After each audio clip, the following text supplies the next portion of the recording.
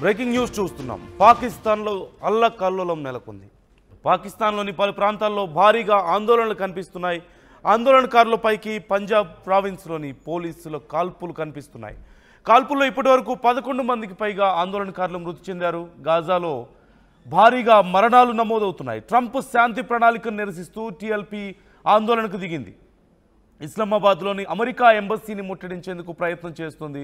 ఇస్లామాబాద్, లాహోర్, రావల్పిండిలో ఈ ఆందోళనలు తీవ్ర రూపం దాల్చుతున్నాయి.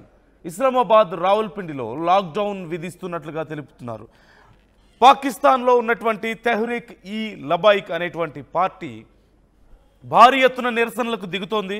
ఇప్పటికే లాహోర్ వ్యాప్తంగా తీవ్రంగా ఆందోళనలు వెల్లడిస్తున్నటువంటి ఆ పార్టీ ఇస్లామాబాద్ వరకు మేము మా ఆందోళనలు తెలియజేస్తామంటున్నారు. ఇస్లామాబాద్లో ఉన్నటువంటి యుఎస్ ఎంబసీని మేము ముట్టడిస్తాం అని, అలాగే యుఎస్ ఎంబసీలో పనిచేస్తున్నటువంటి వాళ్ళని వెంటనే వెనక్కి పంపించేయాలంటూ కూడా వాళ్ళు డిమాండ్ చేస్తున్నటువంటి పరిస్థితి కనిపిస్తోంది. ముఖ్యంగా ఇజ్రాయిల్ అలాగే హమాస్ మధ్య జరుగుతున్నటువంటి ఆ యుద్ధాన్ని ట్రంప్ ఆపినటువంటి విధానం, ముఖ్యంగా ఇజ్రాయిల్ విధించినటువంటి షరతులకు లోబడి ఆ యుద్ధాన్ని ఆపడం తమకు నచ్చలేదంటూ వాళ్ళు చెబుతున్నారు. ఓవైపు ఇప్పటికే షహబాజ్ షరీఫ్ ప్రకటించారు, ఇది చాలా గొప్ప పరిణామం, శాంతికి ఇది ఒక నిదర్శనం, మొత్తానికి ఇక్కడ శాంతి చేకూరడం చాలా మంచి పరిణామం అంటూ షహబాజ్ షరీఫ్ కొనియాడినటువంటి పరిస్థితి కనిపిస్తోంది ట్రంప్ తీసుకున్నటువంటి నిర్ణయాన్ని. ఇలాంటి పరిస్థితిలో ఇజ్రాయెల్ వైఖరి పైన, ఇజ్రాయెల్ వ్యవహరించినటువంటి తీరు పైన ఇన్నేళ్లుగా ఇజ్రాయెల్ పొట్టను పెట్టుకున్నటువంటి అనేక మంది ప్రజల ప్రాణాలకు మేము సంఘీభావం ప్రకటిస్తున్నాం, ఇది కరెక్ట్ పద్ధతి కాదు, ఖచ్చితంగా గాజాకు మా మద్దతు ఉంటుంది అంటూ భారీ ఎత్తున పాకిస్తాన్ ప్రజలు, ముఖ్యంగా తెహ్రీక్ ఈ లబాయిక్ అనేటువంటి పార్టీకి సంబంధించినటువంటి కార్యకర్తలు భారీగా రోడ్ల మీదకి వచ్చి ఆందోళన వ్యక్తం చేయడం మొదలుపెట్టారు. ఈ నేపథ్యంలో అక్కడ తీవ్ర ఉద్రిక్త పరిస్థితులు, ఇప్పటికీ అనేక మంది ప్రాణాలు కోల్పోయినట్లుగా తెలుస్తోంది. అనేక మంది తెహ్రీక్ ఈ లబాయిక్ పార్టీకి సంబంధించిన వాళ్ళ ప్రాణాలు పోయాయి. కనీసం ఎంతమంది ప్రాణాలు పోయాయో కూడా కౌంట్ చేయడం కష్టంగా ఉంది, వారికి సంబంధించిన డీటెయిల్స్ కనుగొనడం కష్టంగా ఉంది అంటూ వాళ్ళు చెప్తున్నారు. మరోవైపు అనేక మంది పోలీసులకు కూడా గాయాలయ్యాయని, అక్కడ ఉన్నటువంటి ఆర్మీకి కూడా గాయాలయ్యాయి అంటూ అధికారులు చెప్తున్నటువంటి పరిస్థితి కనిపిస్తోంది. ఈ నేపథ్యంలో అక్కడ పెద్ద పెద్ద ట్యాంకర్స్ని రోడ్లకు అడ్డంగా పెట్టి ఒక బ్యారిగేట్ల మాదిరిగా యూజ్ చేస్తున్నటువంటి పరిస్థితి కనిపిస్తోంది. అలాగే పూర్తిగా లాహోర్ అలాగే ఇస్లామాబాద్ మధ్యలో ఉన్నటువంటి మార్గాన్ని షట్ డౌన్ చేశారు.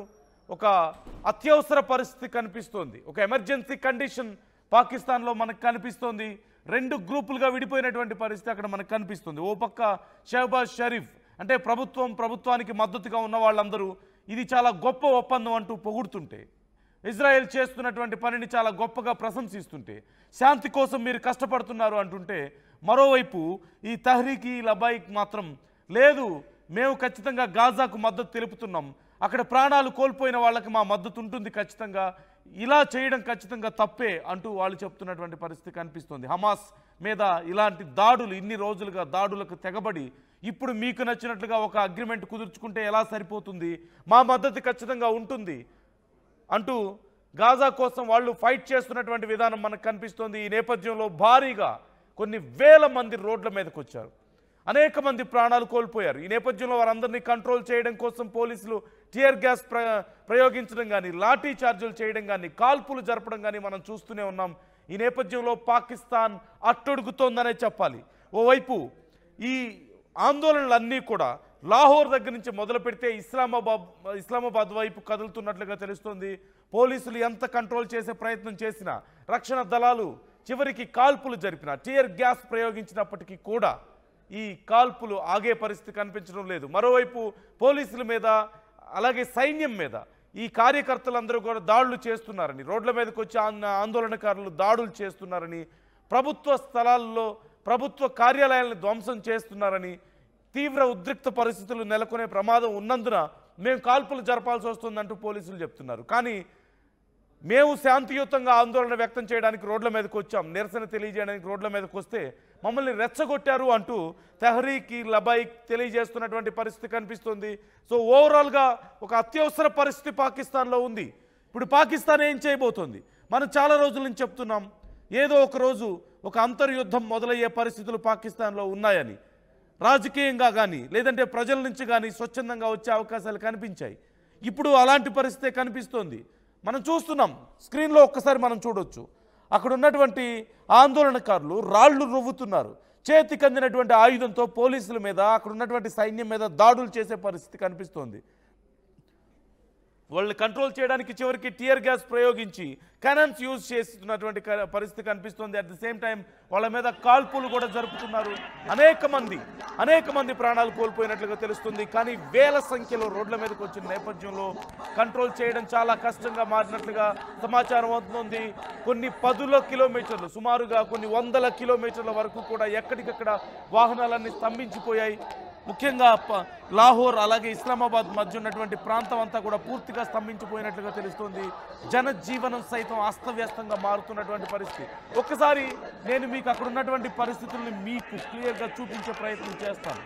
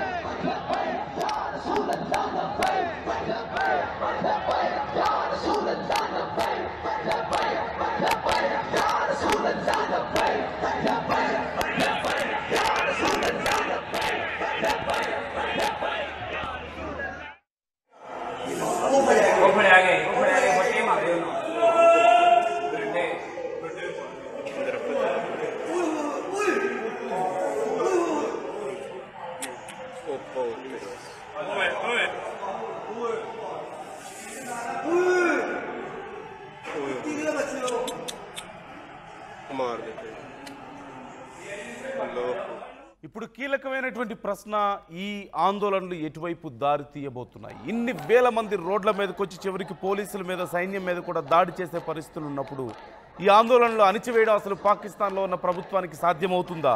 షహబాజ్ షరీఫ్ నిజంగా ఈ ఆందోళనలు అణిచివేయగలుగుతారా?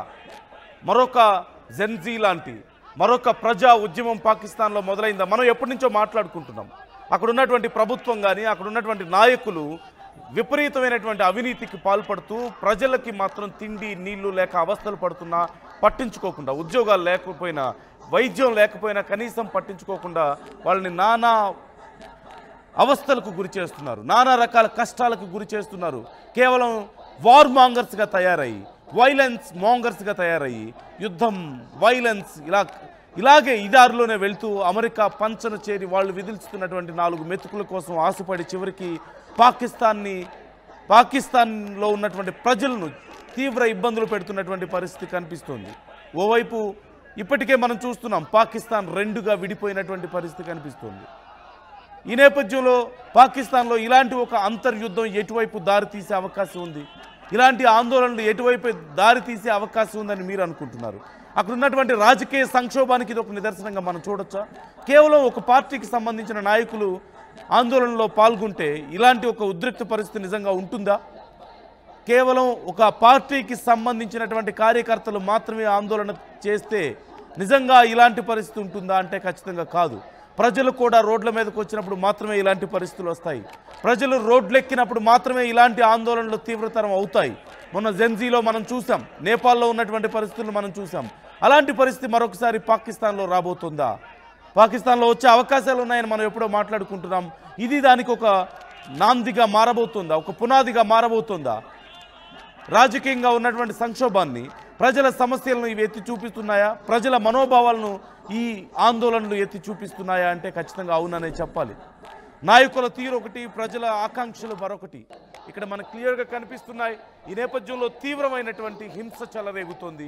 పోలీసుల మీద దాడులు జరుగుతున్నాయి, పోలీసులు తిరిగి కాల్పులు జరుపుతున్నారు, అనేక మంది ప్రాణాలు కోల్పోతున్నారు, పోలీసులు ప్రాణాలు కోల్పోతున్నారు. మరోవైపు అక్కడ ప్రొటెస్ట్ చేస్తున్నటువంటి ఆందోళనకారులు అందరూ కూడా చాలామంది ప్రాణాలు కోల్పోతున్నటువంటి పరిస్థితి మనకు కనిపిస్తుంది. సో ఏం జరగబోతుందని మీరు అనుకుంటున్నారు? పాకిస్తాన్లో ఈ ఆందోళనలు ఎంతవరకు వెళ్ళే అవకాశం ఉంది? గాజాకు మద్దతుగా మేము రోడ్ల మీదకి వస్తున్నామని చెప్తున్నారు. ఏం ఎక్స్పెక్ట్ చేస్తున్నారు? ఏం ఎక్స్పెక్ట్ చేస్తున్నారు? ఓవైపు హమాస్, మరోవైపు ఇజ్రాయెల్ ఇప్పటికే ఒక అగ్రిమెంట్ కుదుర్చుకున్న నేపథ్యంలో గాజాకు మద్దతుగా మేము వస్తామని చెప్పడాన్ని మనం ఎలా చూడాలి? ఏం ఎక్స్పెక్ట్ చేసి రోడ్ల మీదకి వస్తున్నారని మీరు అనుకుంటున్నారు? ఖచ్చితంగా ప్రభుత్వ వైఖరికి ఇది వ్యతిరేకత. పాకిస్తాన్లో ఉన్నటువంటి షహబాజ్ షరీఫ్ గవర్నమెంట్ అతి త్వరలో ఏం జరుగుతుందో పడిపోయే అవకాశాలు కూడా లేకపోలేదు అంటున్నారు. ఈ నేపథ్యంలో ఏం జరిగే అవకాశం ఉందని మీరు అనుకుంటున్నారు? కామెంట్ చేసే ప్రయత్నం చేయండి.